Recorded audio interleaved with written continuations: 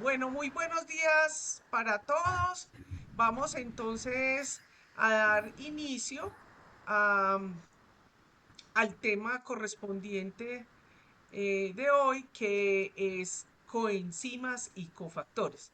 Voy a dejar de presentar la cámara y por favor me avisan cuando estén viendo la pantalla.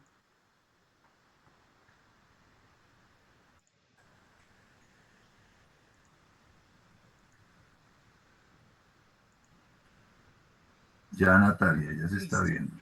Bueno, entonces vamos a iniciar con coenzimas y cofactores.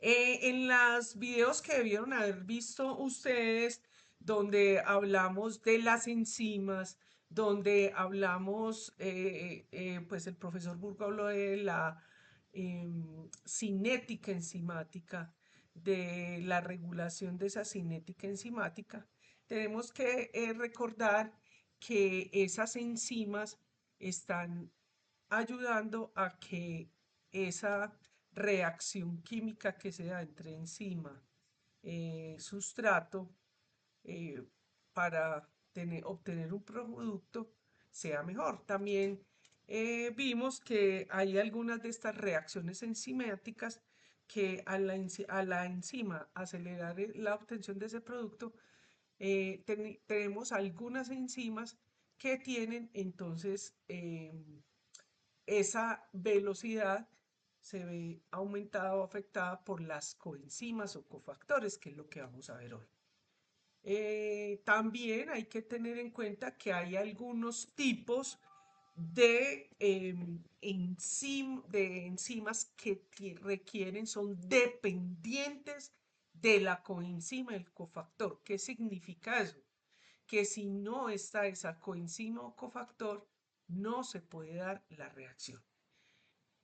Aquí vamos a entrar un poquito, vamos a hablar un poquito sin todo el detalle molecular, que es supremamente interesante y que les recomiendo apasionarse por este tema, porque una de las partes que quise darle a esta clase, más que la parte estructural, o sea, en la primera parte vamos a entender la parte estructural bioquímica, pero seguidamente vamos a entrar cuando veamos las vitaminas y cofactores con una aplicación clínica nutricional muy importante. Entonces, si ustedes entienden esta primera parte que corresponde a la parte estructural, van a entender por qué es tan importante estas coenzimas y cofactores, porque es tan importante en sus pacientes, en su quehacer, sospechar que muchas de las manifestaciones clínicas que un paciente pueda tener es un desbalance, es una deficiencia de estas coenzimas y cofactores, traducida en eh, vitaminas y microelementos. Eh, entonces, eso va a hacer que se den una serie de manifestaciones que simplemente con hacer la medición y detección de esa deficiencia, para el caso de las vitaminas, y hacer la suplementación, los pacientes pueden desaparecer sus manifestaciones clínicas. Con el caso de los microelementos no es fácil porque no tenemos técnicas para la mayoría de microelementos eh, con un acceso fácil en nuestros laboratorios. Generalmente muchos de ellos están en laboratorios que hacen investigación, así que no es difícil, pero los principales los podemos hacer con algunas excepciones que ya hablaré. Entonces, empecemos pues con recordar entonces que esas enzimas, ¿cierto? Mm, Esas enzimas tienen, recordemos que es una proteína, ¿cierto? Una proteína con actividad enzimática. Tiene esa capacidad catalítica de producir perdón la redundancia, de su actividad generar un producto. Entonces, esas enzimas obviamente van a tener unos sitios catalíticos, un sitio catalítico donde se va a unir eh, al sustrato para poder obtener ese producto. Como dijimos que es una proteína, entonces obviamente ese lugar, ese sitio activo, centro activo, dependiendo del texto donde lo lean, ¿cierto? Obviamente va a estar dado por aminoácidos. Y muchos de esos eh, sustratos, ¿cierto? Pueden ser proteínas, pueden ser otras proteínas, pueden ser compuestos químicos, pero que finalmente van a tener una interacción en ese centro activo en los aminoácidos que componen la proteína de actividad enzimática. Entonces, estamos hablando de que tienen los monómeros de esa proteína, que son los aminoácidos. Entonces, esos aminoácidos, como lo dice aquí, ay, esperen, yo pongo aquí el señalador. Como lo dice aquí esta frase, pues esa capacidad es catalítica de la enzima, pues va a estar limitada por esos aminoácidos. Entonces ellos van a estar o van a no depender, sino van a ser sensibles. ¿Cómo lo diríamos, profe? Van a ser, no Pues tengo a la... depender, Ah, depender, a depender de las coenzimas. no, pero digo yo que o sea, las propiedades que estén en el entorno de esa enzima, es decir, y de los aminoácidos, ¿cierto? Entonces es lo que pues va a permitir o va a limitar esa capacidad catalítica de la enzima. Es que se me fue como la palabra. Por eso sabemos que hay aminoácidos, ¿cierto? Ácidos básicos, ¿cierto? Eh, entonces eso va a permitir que haya transferencia de protones o nucleofílicos, que va a ser posible que haya transferencia de grupos. Entonces, esa enzima va a trabajar con la cooperación. Oh, muy importante. Hay unas reacciones enzimáticas que se dan espontáneamente, no requieren la coenzima. Sin embargo, si está la coenzima, aceleran esa velocidad cinética, esa cinética de la enzima. Hay otras enzimas que, bueno, lo dije al revés. Hay enzimas que hay reacciones enzimáticas que espontáneamente se dan y no requieren ni coenzimas ni cofactores. Hay otros que también se pueden dar espontáneamente, pero que cuando están en presencia de las coenzimas o cofactores, entonces se va a aumentar esa cinética enzimática, esa velocidad en la producción del producto. Eh, y hay unas que van a ser entonces dependientes. Es decir, en resumen, las coenzimas y cofactores van a ayudar a cooperar en esa reacción enzimática. Entonces, esos son las coenzimas y cofactores, ¿cierto? Entonces, eh, dentro de las macromoléculas tenemos a las vitaminas. Y esas vitaminas, que son moléculas orgánicas y funcionan como coenzima.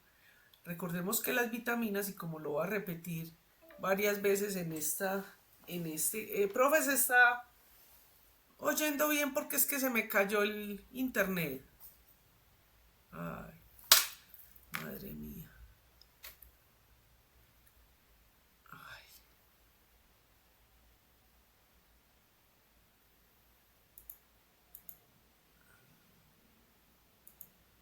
ay. Bueno, en la grabación, por favor, demos un instante porque se cayó la conexión.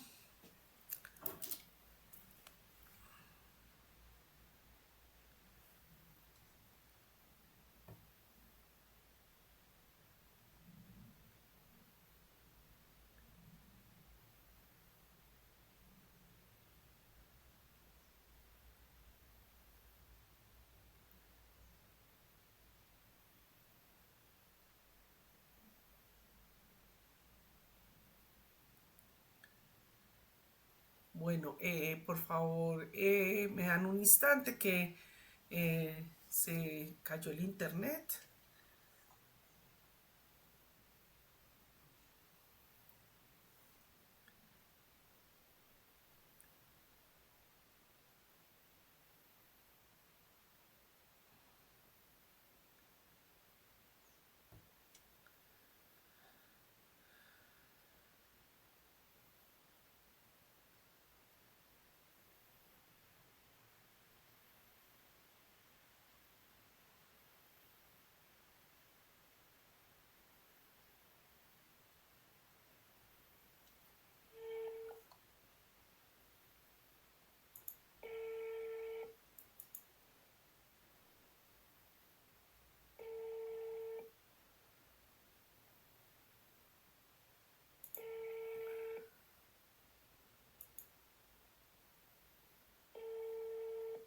Aló, Hola, profe.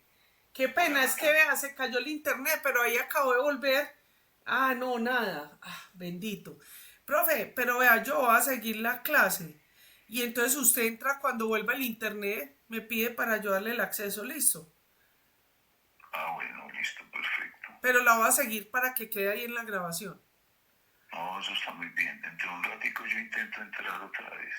Sí, porque está caída la red, profe, listo. Bueno, listo, Bueno, listo. profe, Bueno, gracias. bueno, Hasta chao. luego.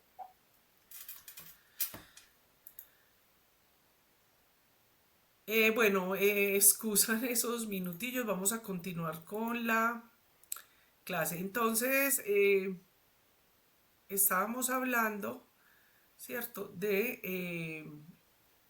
esas coenzimas y cofactores. Entonces, esos cofactores enzimáticos o coenzimas tienen la particularidad de que no son proteicos, no tienen proteínas, no están constituidos por la enzima, sino que lo que van a hacer es que van a catalizar. Acuérdense que un catalizador es un acelerador de, la, de esa reacción enzimática.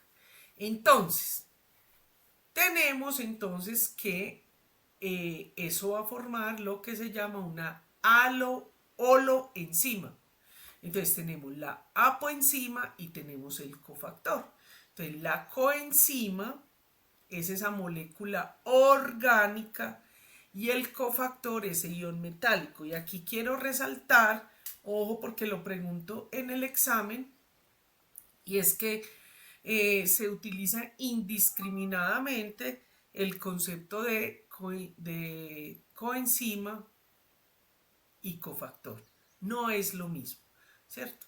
Entonces la apoenzima unida a ese cofactor generalmente entonces va a ser unas uniones, una interacción con esos aminoácidos y entonces en el caso por ejemplo de las coenzimas hay algún grupo prostético que es el que se va a unir a a la enzima. Entonces tenemos algunos grupos funcionales de coenzimas eh, y aquí viene el tema de las vitaminas. Por eso las vitaminas son eh, aminas que son vitales. La vida depende de ellos. Porque las vitaminas son los sustratos son los precursores para producir las coenzimas. Cuando nosotros consumimos las vitaminas, ellas entran en un metabolismo que van a producir entonces las coenzimas. Así tenemos, por ejemplo, el ácido pantoteico, el ácido lipoico, la biocitina, la nicotinamina dinucleótido, la flavin mononucleótido, la cobalamina, la tiamina pirofosfato. Ahora, ¿cuáles son esas características entonces que tienen esas coenzimas? Entonces son de bajo peso molecular, tienen más o menos una similitud con el sustrato, eh, en las condiciones en las que trabajan son termoestables. Ojo, ojo que estamos hablando una vez entran al organismo y hacen su función de coenzima, que es diferente a las vitaminas, que la mayoría de ellas son termolábiles, son sensibles a los ácidos, a las bases y se deterioran. Pero eso lo hablamos más adelantico. Estas coenzimas están en baja concentración en la célula, ¿cierto? Obviamente por la función que tienen. Eh, tienen es decir, una coenzima o un cofactor, una coenzima puede también servir en diferentes enzimas. Como lo vemos, recordarán ustedes cuando vieron endocrinología y metabolismo, por ejemplo, el piridoxalfosfato, se consume la piridoxina, que es la vitamina B6, se conviene en piridoxalfosfato y interviene en muchas reacciones enzimáticas. Pueden modificarse y no recuperarse en esa reacción, quedan como consustratos. La mayoría de ellos son heterocíclicos o cíclicos, como lo vimos en la anterior. Son muy reactivos y muy sensibles una vez se unen al sustrato. Y como ya les había mencionado, muchos de ellos o la mayoría de ellos son de origen vitamínico, es decir, eh, el sustrato es... un momento, por favor.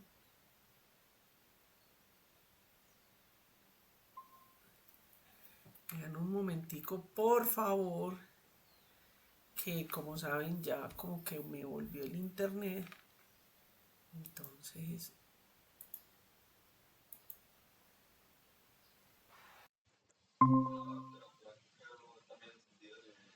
sí, es que estoy dando clase. Buenos días, Isto Montoya. Es que estoy dando la clase y se me cayó el internet, pero ya acabo de volver.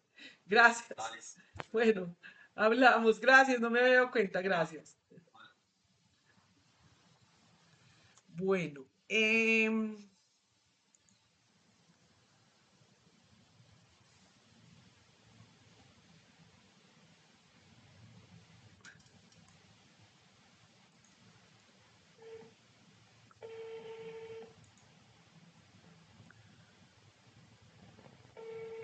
Aló, profe, ya volvió el internet. listo, ya voy a entrar. Por nada, tranquilo. Listo. Bueno, entonces, la clasificación de esas coenzimas, pues existen tres criterios, básicamente. Está el criterio nutricional.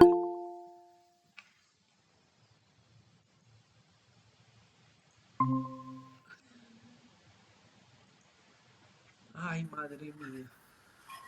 Hola Natalia, Hmm, ¿Sabe qué, profe? Yo creo que voy a tener que empezar porque me di cuenta que yo no tenía compartida la... ¿no tenía compartida qué? ¿La presentación o qué? Bueno, no, sigamos adelante. No, pero de repente como lo estoy con la... Qué mal. Bueno, sigamos adelante, profe. Perfecto, perfecto. Bueno, usted me dice cuando esté viendo la presentación. Ya, Listo.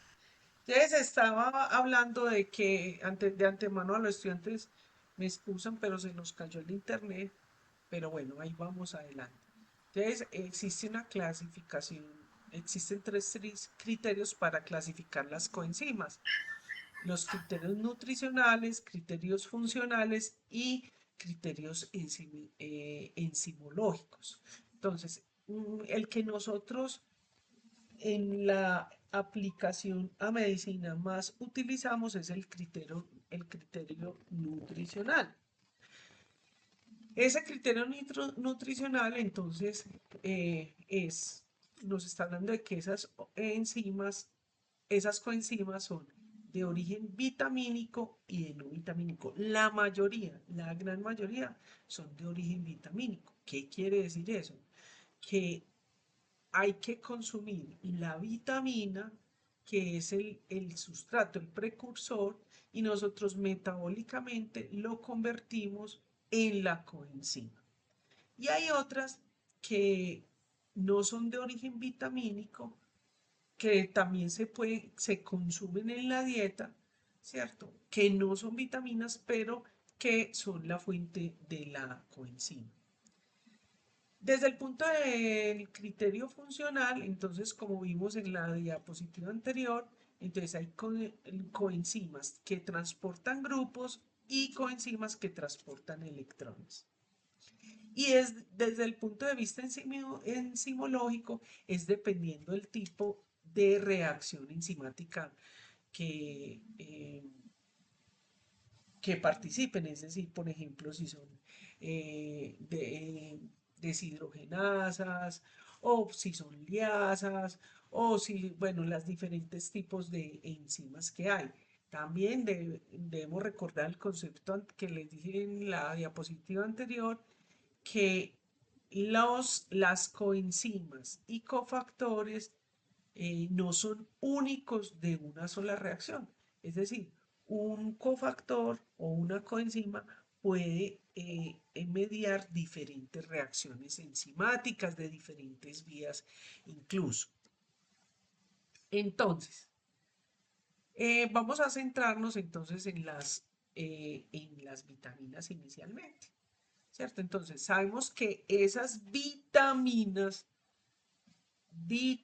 por eso lo dice la palabra, la vida no es incompatible sin esas vitaminas.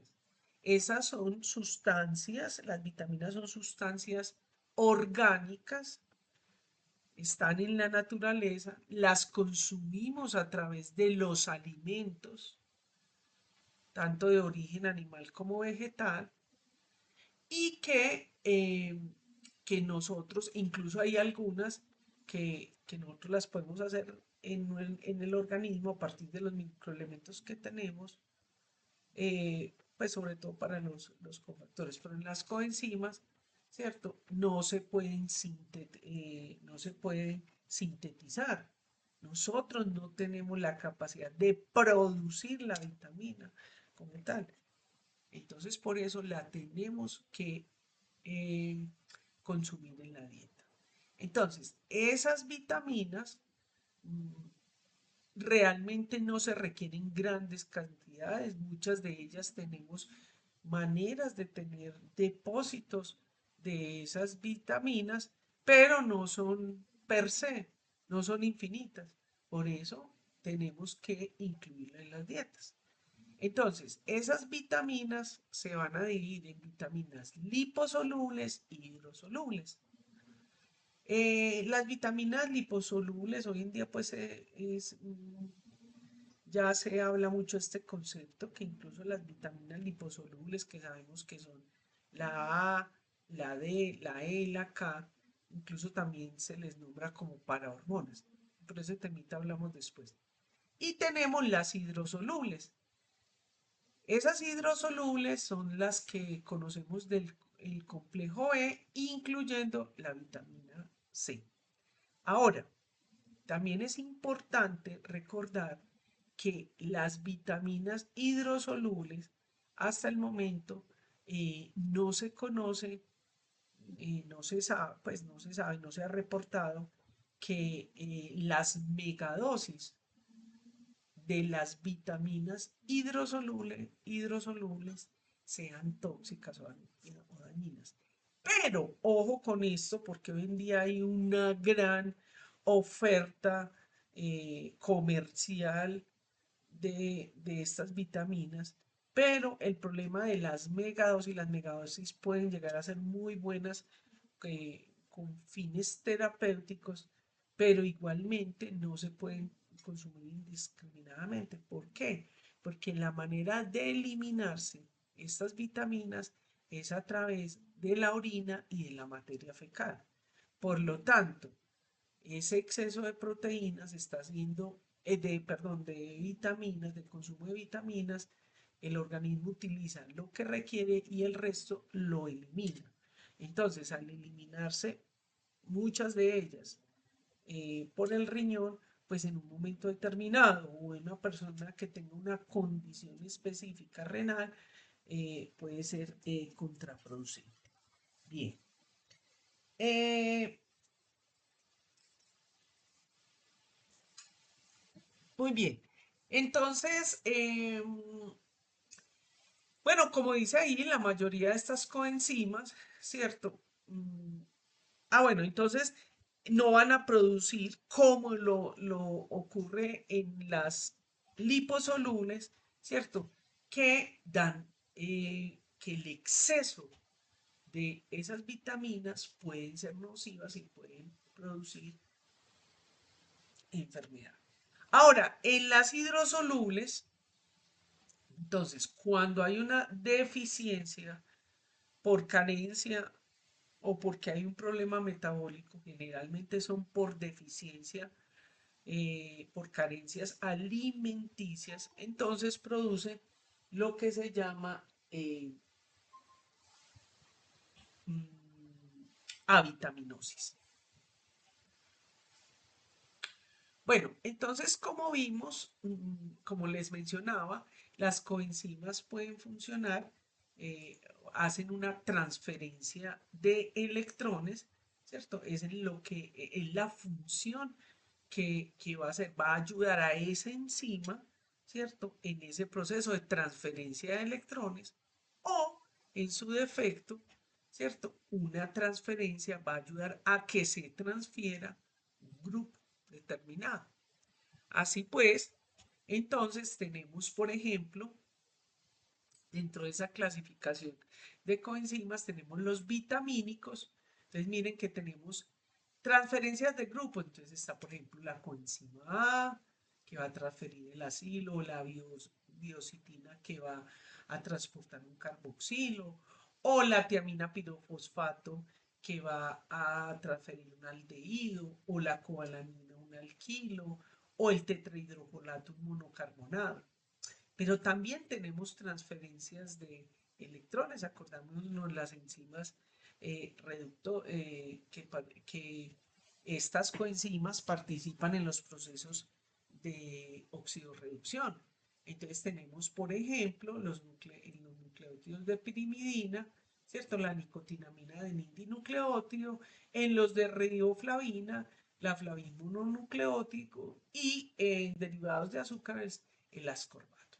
Ahora, tenemos algunos que no son vitamínicos, como les había mencionado, pero que van a transferir grupos. Entonces tenemos los derivados de nucleótidos como el fosforilo, el adenilato, uridilato, aminoalcoholes y diacilgliceroles, azúcares de fosfato, metilo, acilo. En transferencia de electrones tenemos la ubiquinona, la tetrahidropterina, la metosantina. Entonces miren que todos estos, tanto los vitamínicos como no vitamínicos, tienen, tienen un carácter muy importante dentro del el origen, o el origen no, sino de dónde se puede obtener esa coenzima, ¿cierto? Que son de origen alimenticio. Pero hay otras que es porque hay una deficiencia enzimática que va a hacer que ocurra la deficiencia de la coenzima. Por ejemplo, la tetrabiopterina, ¿cierto? Que está relacionada o es lo que se conoce como la fenilcetonuria no clásica, ¿cierto? Ahí la deficiencia es porque la coenzima que prepara la tetrabiopterina, la biopterina reductasa, está deficiente. Bien.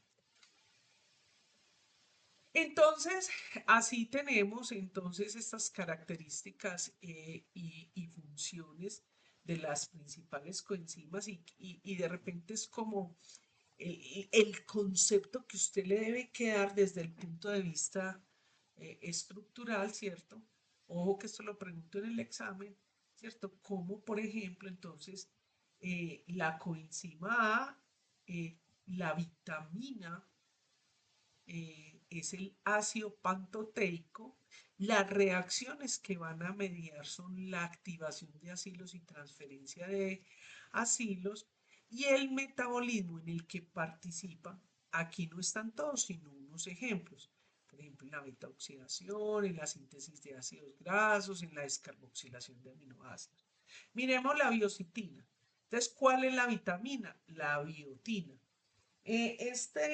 Quiero resaltar esta terminología, esta clasificación, ¿cómo se dice?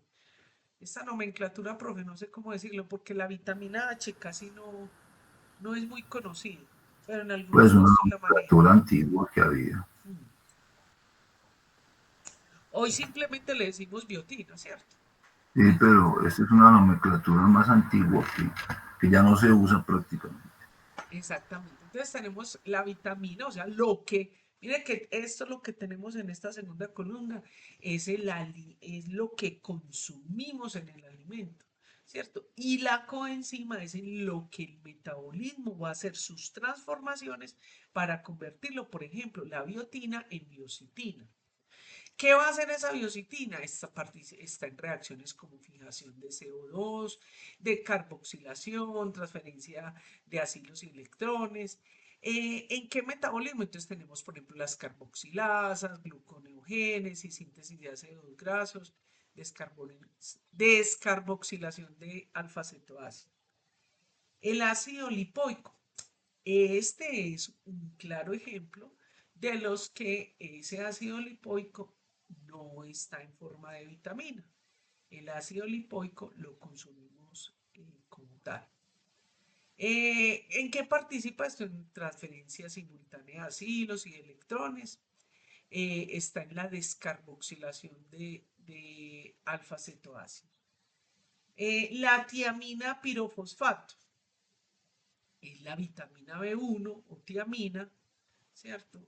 Eh, esa vitamina B1 entonces va a participar en la ruptura de enlaces carbono-carbono, eh, va a participar en muchas de las reacciones, eh, pues en reacciones del metabolismo.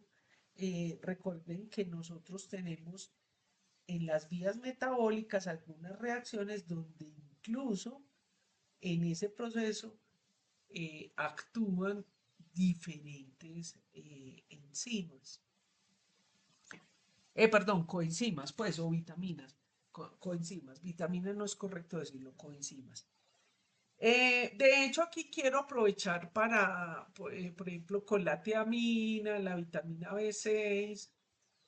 eh, Hay algunas enzimas del metabolismo, hay unos fenotipos, sobre todo cuando hay eh, deficiencias de algunas enzimas que producen errores innatos del metabolismo. Existen unos fenotipos que se llaman fenotipos que son respondedores a la vitamina. ¿Qué significa? Por ejemplo, en, el, en, la, eh, en una enfermedad que se llama hiperglicemia no cetósica, existe un, una, eh, un multímero, realmente es una enzima, pero es un multímero que tiene varias unidades, que se llama el sistema de clivaje, de corte, de excisión de la glicina. Entonces, para ella funcionar y esa glicina catabolizarla, requiere de varias, incluso de varias vitaminas. Entre ellas está la tiamina pirofosfato. Entonces, cuando hablamos de que hay unos fenotipos que son respondedores a esa coenzima, quiere decir que cuando al individuo que tiene la deficiencia enzimática se le da megadosis de vitamina, ayuda a que la enzima funcione mejor y module un poco el fenotipo. Entonces, por ejemplo, en la homocisteinuria, que es el piridoxalfosfato. Entonces, cuando son respondedores a la vitamina, se les da la vitamina en forma de megadosis y esto hace que entonces las manifestaciones clínicas o los daños que van produciendo la enfermedad lo enlentezca o sea menor. Eso es, quería para que lo tengamos en cuenta. Bueno, tenemos entonces el piridoxalfosfato o piridoxina, vitamina B6, que está en las transaminación. Pues acuérdense que las reacciones sí son estas, pero el metabolismo son ejemplos, ¿cierto? Porque realmente eh, hay muchos ejemplos o muchas partes del metabolismo donde estas coenzimas funcionan. Entonces tenemos, por ejemplo, la desoxiadenosilcobalamina, es la cobalamina, la vitamina B12, de donde proviene, y esto nos va a ayudar a hacer reordenamientos intermoleculares. Esta vitamina o esta coenzima es muy importante porque, o no importante, sino que tiene unas particularidades, ¿cierto? Por ejemplo, en el metabolismo del ácido fólico y de la vitamina B12, la cobalamina y el metiltetrahidrofol, bueno, en realidad son los poliglutamatos, que es lo que se consume, o sea, el ácido fólico que se vuelve en monoglutamato. eh, ellos pueden estar directamente relacionados, de tal manera que, por ejemplo, se puede dar lo que se llama la trampa del folato, porque hay una deficiencia de vitamina B12, entonces queda atrapado, ¿cierto? Como metiltetrahidrofolato, y entonces en esa entrega de ese grupo metilo, ¿cierto? Por ejemplo, para la producción de SAM, del S-adenosilmetionina, entonces, como ahí está la deficiencia de vitamina B12 y la vitamina B12 es la que le recibe el grupo metil al metiltetrahidrofolato, entonces queda atrapado ahí, ¿cierto? Esos son pues como algunas particularidades que de pronto vemos más adelante.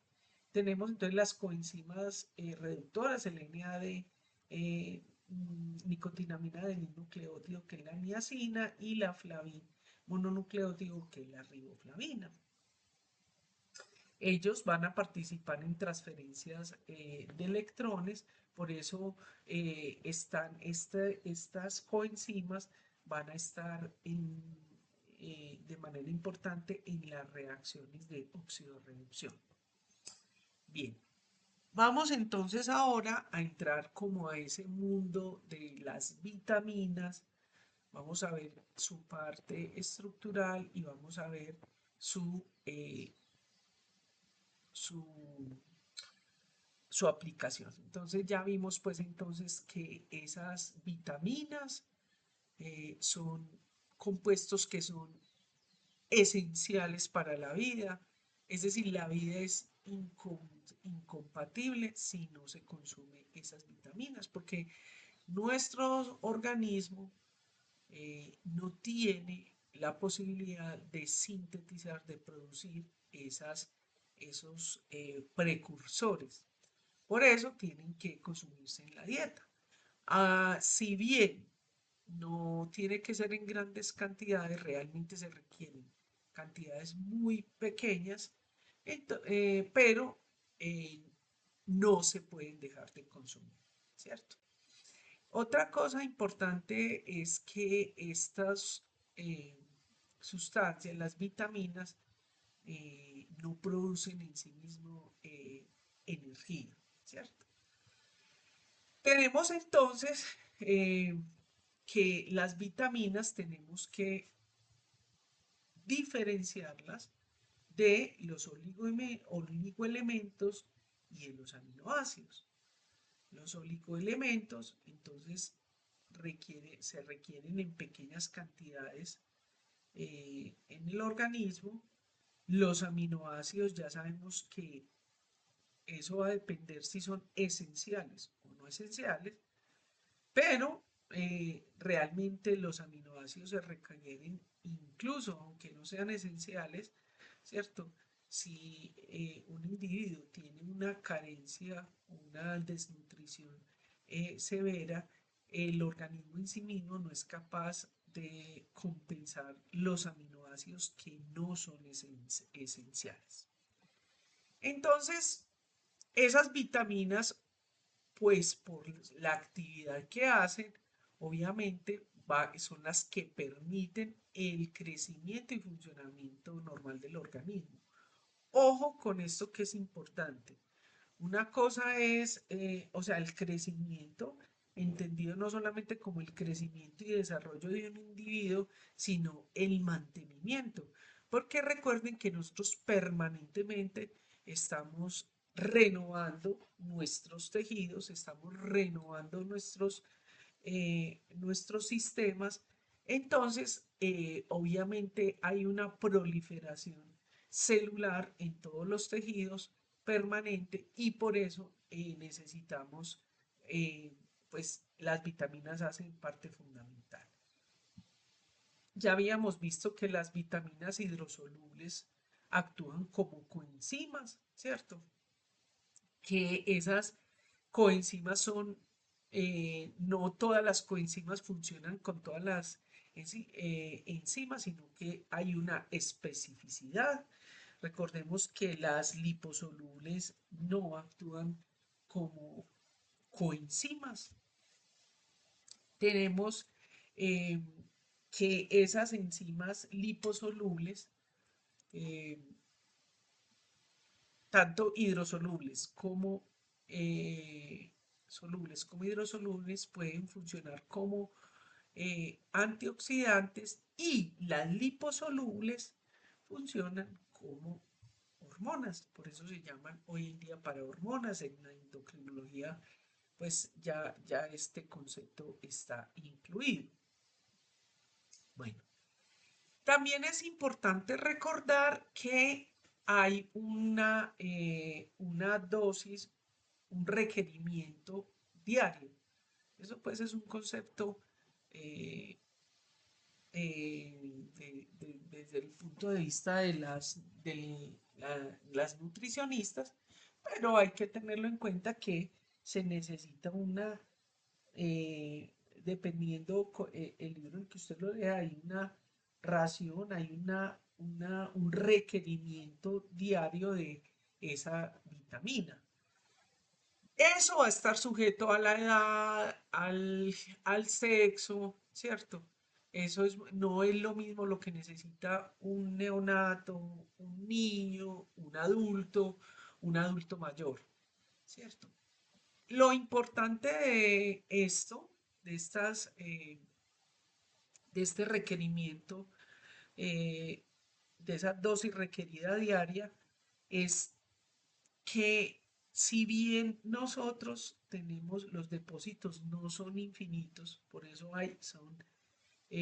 se llaman depósitos para mantenernos en caso de que por alguna razón no se pueda acceder a la vitamina, pero que esos depósitos hay que mantenerlos. Ahora, también sabemos que Eh, como ya les había mencionado, en el caso de las hidrosolubles, que solo producen avitaminosis, o sea, carencia, y no como en las liposolubles que producen hipervitaminosis. Eh, entonces, hay que tener en cuenta o hay que tener cuidado de que no vaya a causar un daño al organismo, porque aunque no tienen toxicidad por sus mecanismos para eliminarlos del organismo, pues pueden hacer que haya un trabajo, un sobretrabajo de los riñones. También es interesante recordar que estas vitaminas interactúan, tienen interacciones con fármacos, con alimentos, con sustancias. Entonces, pues eso lo vemos más adelante cuando ya veamos cada una. Entonces, esto pues lo que va a hacer es que la enzima, por ejemplo, no se puede absorber bien, no funcione adecuadamente. En el caso, por ejemplo, de los microelementos, adelanto para decirme que muchos cuando se consumen con ciertos alimentos, van a quelar esos eh, microelementos, esos cofactores, y entonces vamos a hacer que haya eh, una deficiencia. Y pues obviamente esto que quiero reseñarlo de manera contundente es que las vitaminas se utilizan como suplemento dietético y son importantes, son necesarias en el caso en el que hay una deficiencia o en el caso, como es por ejemplo en el adulto mayor, cuando ya la actividad enzimática no es tan óptima, dar unos suplementos. O cuando se tiene cierta patología, como una neoplasia, como una enfermedad, por ejemplo, gástrica, o cuando hacen estos problemas para la obesidad, que hacen los diferentes mecanismos para el bypass gástrico y todo este tipo de cosas. Entonces hay que tener en cuenta que ahí son fundamental, pues son muy útiles los suplementos dietéticos. Pero, como sabemos, hoy en día hay una gran oferta comercial eh, y eh, esa oferta comercial, pues como hay como un abuso del desconocimiento de la gente, entonces yo he tenido muchos pacientes porque yo soy fanática de las vitaminas, que les mando a medir las vitaminas y, por ejemplo, la vitamina B12, que más o menos los rangos en que están, el máximo es entre 950, 1000, 1100, dependiendo la reacción con la que la hagan. Y en adulto, una adulta mayor, y cuando se lo miden, tienen 5000 unidades internacionales. O sea, eso es un exceso. Y además, que es una persona que puede llegar a tener, o que ustedes saben que en el adulto mayor la función renal va decayendo. Entonces, ese tipo de exceso de vitaminas va a contribuir a que ese problema sea mucho mayor. Entonces hay que tener como mucho cuidado con eso porque además la gente pues como no sabe toma diferentes suplementos y todos, aunque pueden que tengan, pues obviamente que tienen una cantidad determinada de cierto grupo de vitaminas, la gente mezcla y eso hace que se conviertan en megadosis. Bien. Vamos a hablar entonces de la clasificación desde el punto de vista de las vitaminas. Entonces, como ya les había mencionado, tenemos las vitaminas liposolubles, que son la vitamina A, D, E y K. Tenemos entonces las hidrosolubles, que son las del complejo B, ¿cierto? O sea, la vitamina B1, B2, B3, B5, B6, B12, B9. Ah, también, profe, para mencionar que hay algunos textos que incluso hablan de vitamina 7, 8, pero eso pues ya está como en desuso. Es que eso, esa nomenclatura casi no se usa, Natalia. Por ¿Verdad, ejemplo, profe? la ¿Y eso quién biotina, lo usa? Porque cuando, o sea, es decir, si uno revisa pues en los libros de bioquímica, eso no está como está, sino que hay como otros tipos de información que incluye esas que vitamina 7, 8, H, es pues no, que sí, a la biotina, por ejemplo, a veces le asignan vitamina B7, mm, a la biotina, o B5, o eh, también es que vitamina 5, o B5, B5. Pero Natalia, esa nomenclatura sí hay que mencionarla porque los productos farmacológicos que estaba diciendo, los suplementos, sí, traen esa nomenclatura. Generalmente exacto. traen es vitamina B1, vitamina B2, vitamina B3. Entonces es importante que se manejen pues las dos nomenclaturas, Mm. Pero por porque ejemplo, los productos farmacológicos hacen énfasis es en eso, en lo que usted dice, el complejo B, pero eso es nomenclatura que lo usan más que todo es en eso. Pero los textos, por ejemplo, utilizan el tiamina, bioflavina, o sea, el nombre bioquímico. Sí. Quiero aquí resaltar que, o sea, por ejemplo, las vitaminas, o sea, las liposolubles sí generalmente aparecen A, B, D, E, K. Bien. Sí, Las del complejo correcto. B aparecen la B1, la B2, la B3. En algunos aparecen la B5, en B6, B12, B9, ¿cierto? Y aparecen como nombre, por ejemplo, la H, yo nunca la he visto. O sea, en los productos, estamos hablando de los productos. Y ya, por ejemplo, la B5 tampoco ponen B5, sino que ponen, por ejemplo, si tienen todas estas vitaminas, entonces ponen B1, B2, B3, ácido pantoteico, biotina, ácido ascórbico. No ponen vitamina C en la Sí, mayoría de suplementos. sí.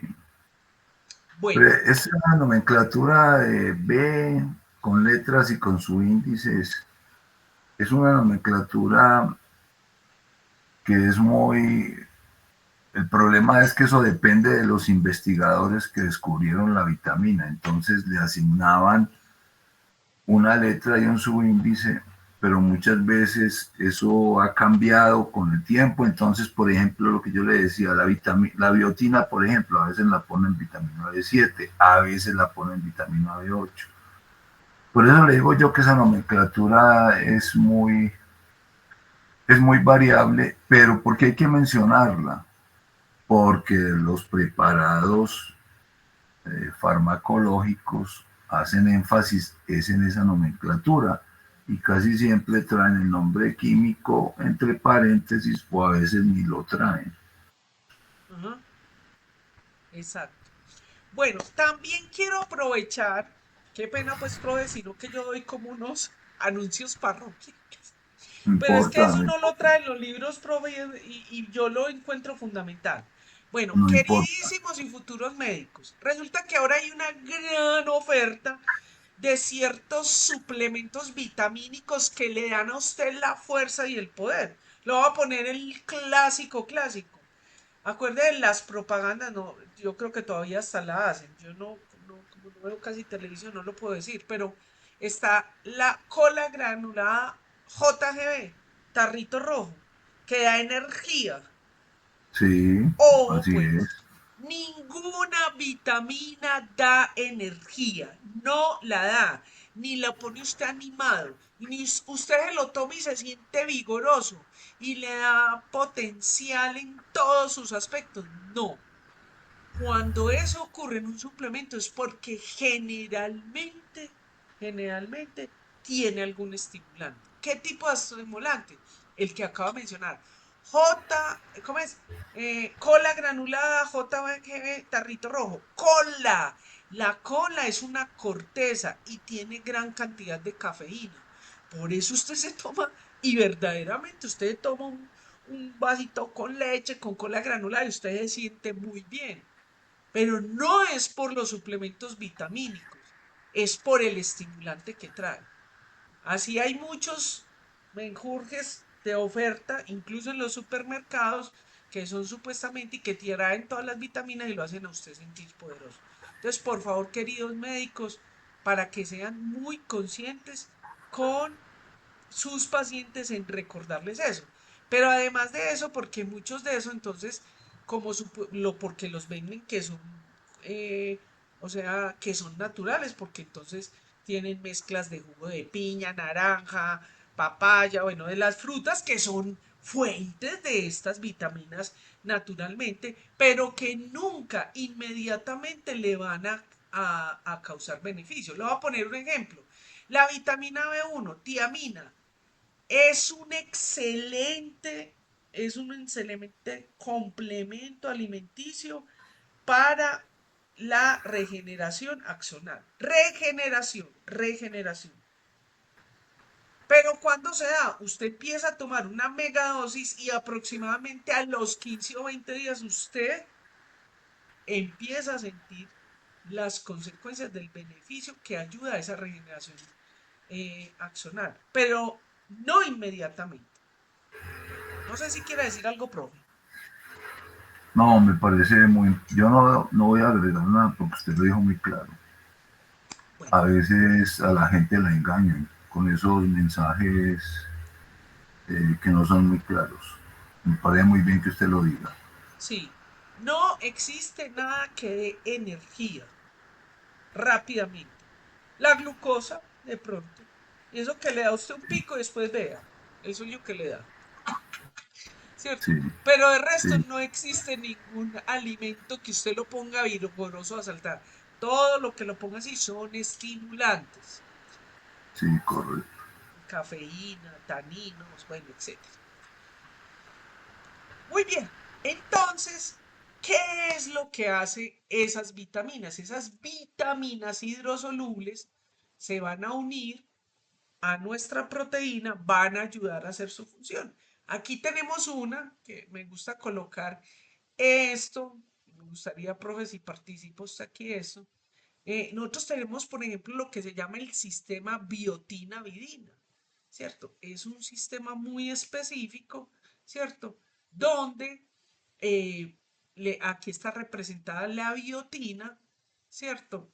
Que se va a pegar a esa a vidina. ¿Y por qué lo pongo aquí para iniciar con esto?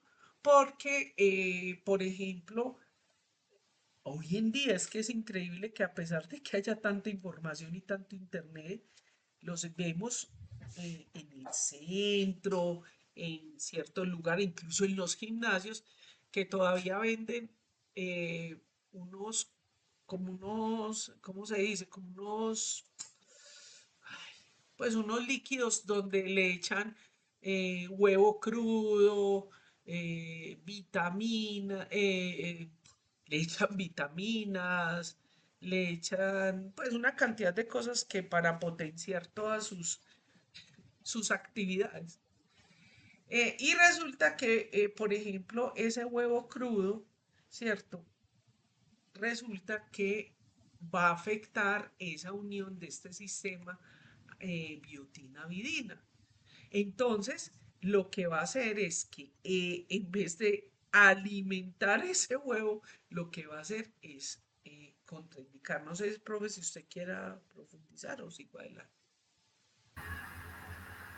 No, pero lo que usted dice es cierto.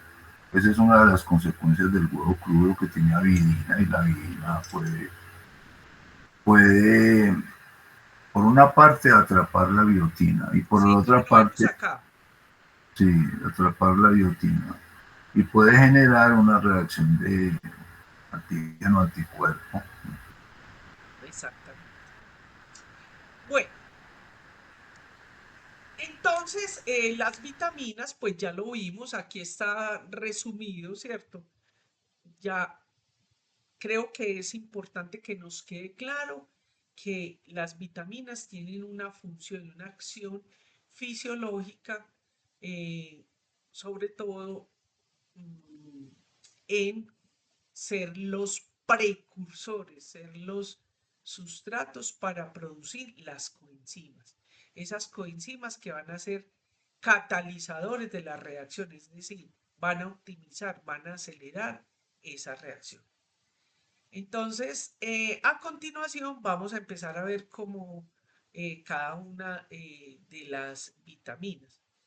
Profe, voy a ver unas dos o tres y hacemos una pausita si quiere. Bueno, entonces vamos a empezar con la vitamina B1 o tiamina. Esta vitamina, la tiamina, bueno, esta es más o menos la metodología que voy a utilizar en todas las diapositiva, ¿cierto? Vamos a hablar como eh, parte de lo en lo que nos va a servir y contribuir, los problemas que puede dar o enfermedades, en algunas presento, pues vemos como la parte clínica.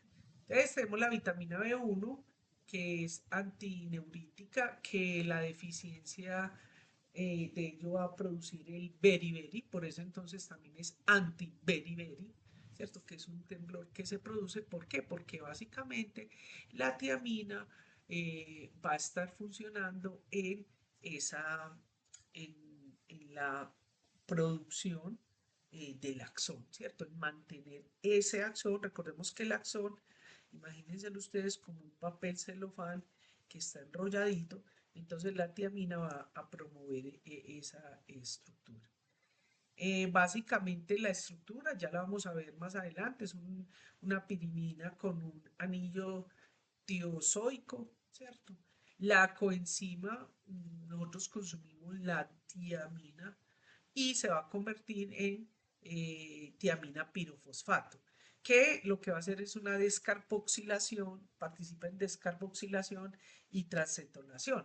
Entonces, aquí vemos la tiamina, esta es la que nosotros consumimos, la tiamina o vitamina B1. Vea, eso es tan barato, por eso yo soy fanático de las vitaminas. Las vitaminas las podemos, ya vemos que las podemos consumir en los alimentos. Ahorita vamos a ver dónde están, pero también están de manera sintética. En el caso de la tiamina, las megadosis son 2100 miligramos de tiamina. Las tabletas vienen por 300 miligramos. eh, pero también hay algunas sintéticas. Hay una muy que está. Un momento, porfi. Un momento, porfa.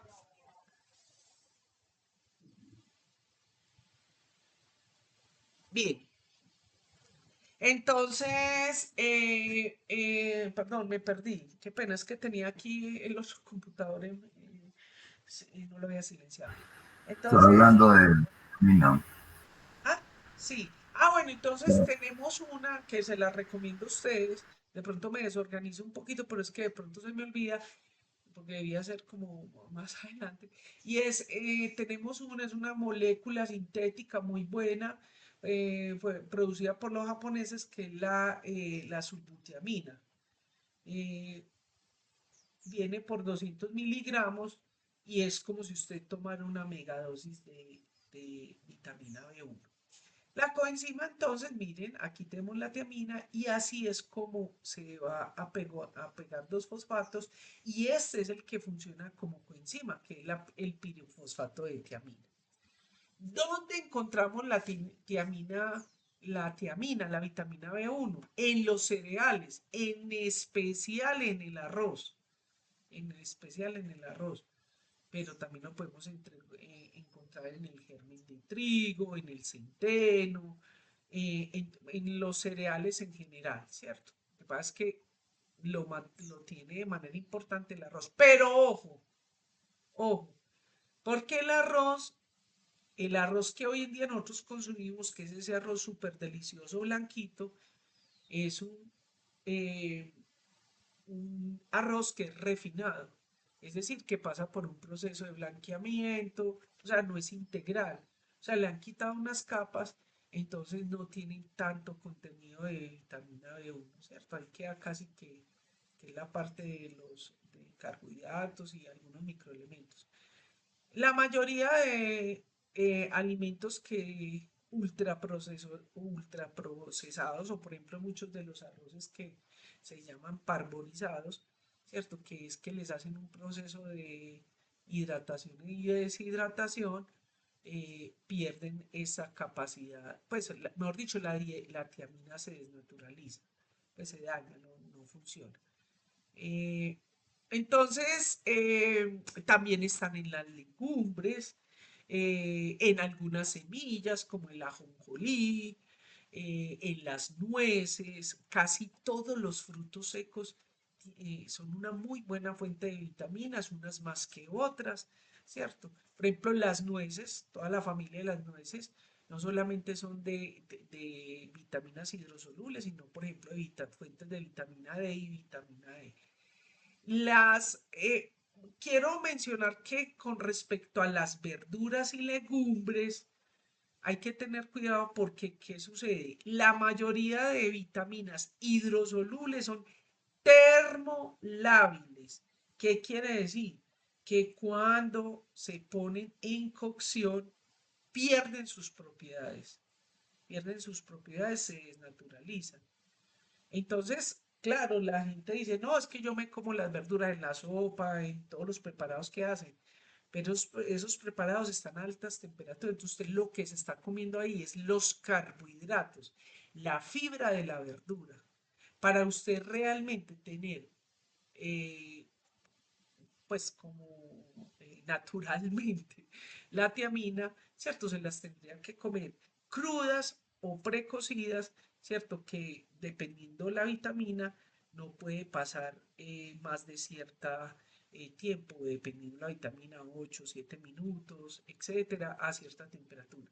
De otro lado, muchas de ellas son fotosensibles, o sea que si usted las pone a exposición a la luz, una vez las quita de la planta, ¿cierto? Ya se quitan una cantidad de mecanismos que tiene la planta para proteger esas sustancias porque ellas están al sol, porque las matas se alimentan es de la energía solar.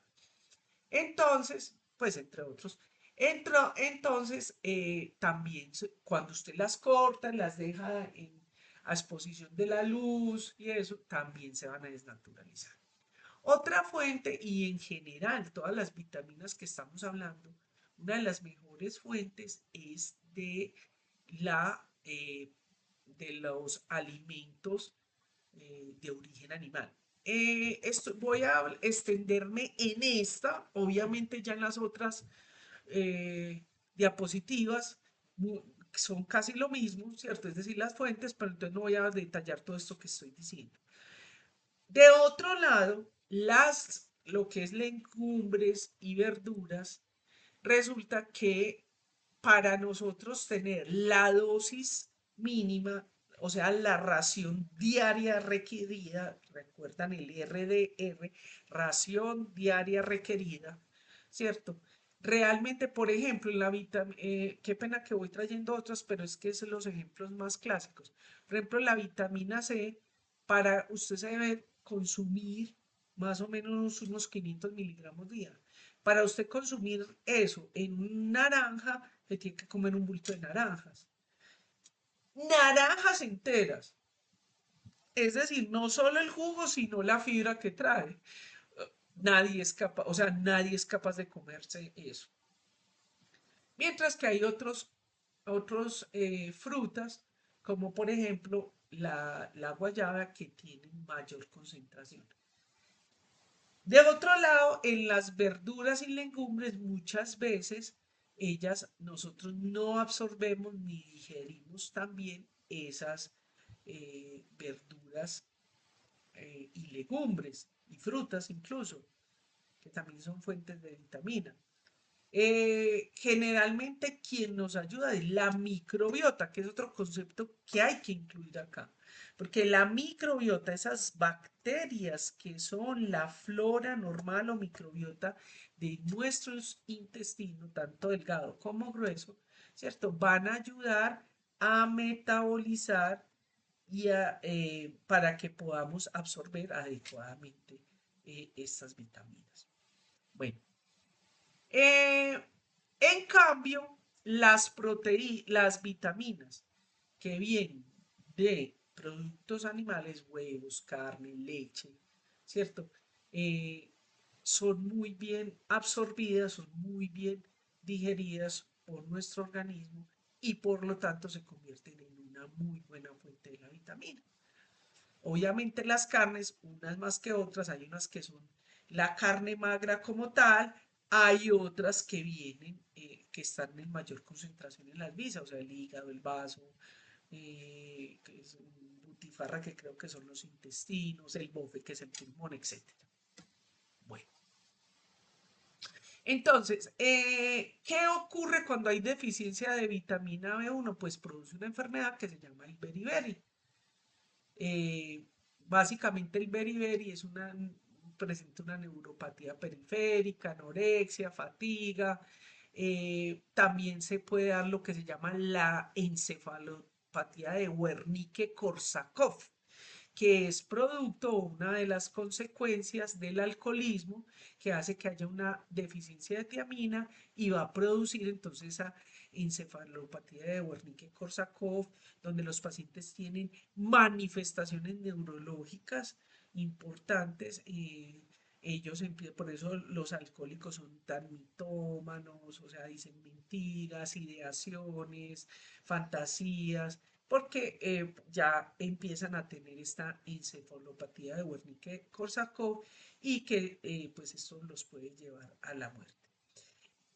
Aquí les voy a colocar esto, no se lo tienen que aprender, nosotros no somos nutricionistas, no se tiene que aprender la ración diaria requerida, ¿cierto? Pero sí es importante que lo tenga. Mire que realmente no es mucho lo que necesitamos, ¿cierto? Realmente y aquí quiero aprovechar para decir que si nosotros nos alimentáramos adecuadamente, con una dieta variada, porque las dietas o las monodietas, ¿cierto?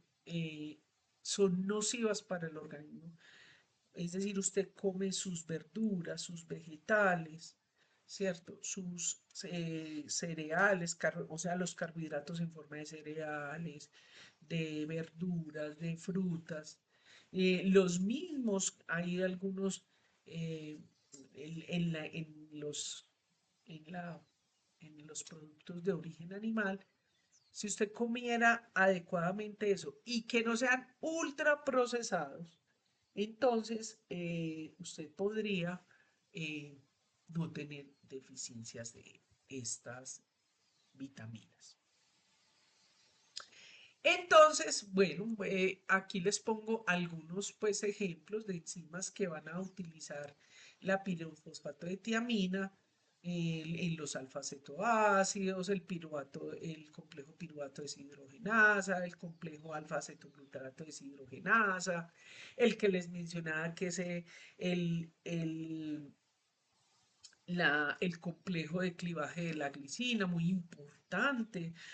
Ahí no solamente la vitamina B1. ¿Y por qué importante? Porque la glicina es uno de los aminoácidos, no es esencial, pero es uno de los aminoácidos menos complejo, en su radical tiene un H, son muy abundantes y pueden funcionan como un neurotransmisor, ¿cierto? Pero en exceso también puede afectar el sistema nervioso. Bien. Ahora, en la deficiencia, entonces tenemos ese beriberi, ¿cierto? Que va a producir entonces, está lo que se llama el beriberi seco y el beriberi húmedo. El beriberi seco, ¿cierto? Entonces tiene una polineuritis con entumecimiento, hormigueo, o sea, parestesias, disestesias, parestesias, ese hormigueo en las puntas de los dedos, de las extremidades, parestesias, esa sensación de que lo chuzan, lo queman, le ponen hielo, eh, empiezan a presentar una debilidad y esto es un pacientes con un beriberi severo, ¿cierto? Empiezan a tener una debilidad y atrofia muscular, ellos empiezan a tener unos temblores, por eso tienen caída de muñeca y pie en péndulo, como de pronto podemos ver acá. Obviamente va a afectar el sistema nervioso central, entonces van a tener alteraciones mentales, bradisiquia, trastornos mimésicos, anorexia, estreñimiento. Y tenemos lo que se llama el beriberi húmedo. Ese beriberi húmedo, entonces, que es ya cuando hay una afección importante del sistema cardiovascular, nervioso, y que afecta el sistema cardiovascular, van a tener palpitaciones, disnea, insuficiencia cardíaca, aumento del volumen minutos y alteraciones en el ecocardiograma, como lo vemos acá. Tenemos entonces lo que se llama la encefalopatía de Wernicke-Korsakoff, ¿cierto? Entonces, a ver, hay varias de las razones por las que los pacientes alcohólicos, ¿cierto? Sufren estas deficiencias de vitaminas. Por un lado, pues porque por los excesos de alcohol, la intoxicación crónica y permanente de alcohol, ¿cierto? Pero de otro lado está que como se mantienen ebrios, borrachitos, entonces no consumen alimentos, ¿cierto? Entonces ellos desarrollan lo que se llama la encefalopatía de Wernicke-Korsakoff. Entonces estos individuos presentan mareos, insomnio, trastornos del equilibrio, confusión mental, alucinaciones, delirio y pueden llegar a un estado comatoso e incluso a morirse. Presentan mm, manifestaciones bucales como boca urente, quemante, la glositis, que es lo que se puede reconocer como la lengua en fresa. O sea, la lengua no es roja, la lengua es no puede ser roja, un rosado fresa como tal, que eso es lo que, la lengua es la glosa. Entonces hay, incluso hay un aumento, una hinchazón en esa glosa, o sea, en la lengua, que es lo que se llama glositis. Bien, ¿qué es lo que causa lo que acabamos de ver? Entonces, mala nutrición, mala absorción, ahí en el paciente alcohólico, que generalmente es el Wernicke-Korsakoff se da en pacientes alcohólicos terminales, que es tanto por mala nutrición como por mala absorción. Recordemos que la mala absorción y mala nutrición no solamente es en el paciente alcohólico, puede ser personas que están deprimidas por situaciones socioeconómicas o simplemente por malos hábitos. Hoy en día se está dando mucho en nuestras sociedades porque pues comemos demasiada comida ultraprocesada, lo que se llama comida chatarra, eh, y entonces pues obviamente vamos a tener una mala absorción. También está la polimedicación, es decir, muchas personas se automedican o incluso ustedes, que es nuestra esperanza, futuros médicos para que estén muy pendientes en su médico, porque la polimedicación puede hacer que haya una disbiosis, o sea, que se afecte esa microbiota, pero de otro lado, que esa polimedicación lleve a que haya una mala absorción. Los problemas digestivos crónicos, el embarazo, bueno, ya vimos el trabajo físico excesivo. eh, y cuando decimos trabajo físico, no solamente es el que implica eh, una, es decir, un uso importante de la fuerza física, sino que ese trabajo excesivo está, por ejemplo, en estas personas que hacen exceso de actividad física eh, anaeróbica para aumentar su musculatura. Hay que tener cuidado con eso. Bueno, en la parte terapéutica tampoco lo voy a preguntar en el examen, pero para que lo tengan en cuenta, ¿cierto? Tenemos la parte profiláctica que se hace en lactantes, en embarazados, o cuando las personas tienen unas diarreas crónicas eh, por diferentes causas, la hiperemesis grávida, la alimentación parenteral.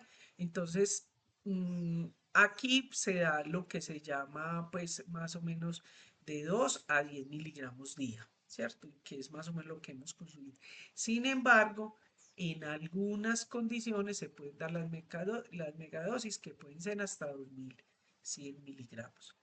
En los trastornos neurológicos y cardiovasculares o en errores innatos del metabolismo o en algunas enfermedades huérfanas también se pueden dar estas megadosis. Para el tratamiento del beriberi se utiliza más o menos 100 miligramos día. Tener en cuenta que una vez se hace, o sea, estos usos terapéuticos deben ser con control antes y después del tratamiento de la medición de la vitamina. Bueno, profe, si quiere hacemos un descansito de 5 o 10 minuticos y continuamos. Listo, Natalia, como usted diga. Bueno, o voy a parar aquí la grabación.